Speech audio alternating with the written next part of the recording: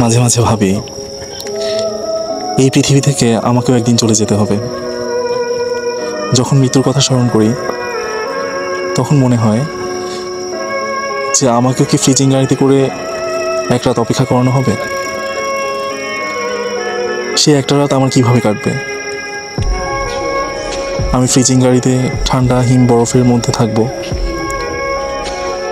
আর আমার কাছের মানুষ, আত্মীয় স্বজন সবাই হয়তো সারাদিনে আমার অনেক ব্যস্ততার কারণে, আমার ব্যাপারে অনেক দৌড়াদৌড়ির কারণে তারা হয়তো বা রেস্ট করবে।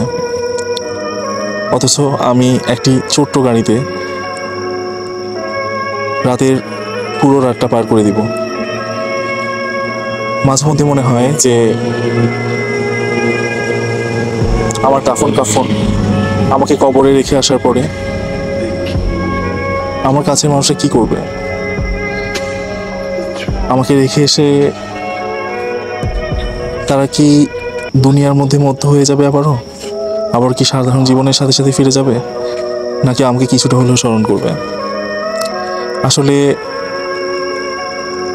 মৃত্যু আমরা সবসময় দেখি, সবসময় কাছের কেউ না কেউ এই দুনিয়া ছেড়ে চলে যায়, কিন্তু নিজের মৃত্যুর কথা কি আমরা কখনো ভেবে দেখেছি যে আমি যখন এই পৃথিবী থেকে চলে যাব আমার সাথে কি হবে? আসলে এটি খুবই সত্যি একটা ব্যাপার এবং খুবই সত্য একটি ঘটনা, যেটা আমাদের সবার সাথেই ঘটবে। সে কারণেই আমরা মৃত্যুর ব্যাপারে সব সময় সদা প্রস্তুত থাকার চেষ্টা করব না, অবশ্যই আমরা প্রস্তুত থাকব। যে কোনো সময় এই সত্যটি আমাদেরকে মেনে নিতে হবে, সেটা আমার ক্ষেত্রে হোক, আমার আপনজনের ক্ষেত্রে হোক।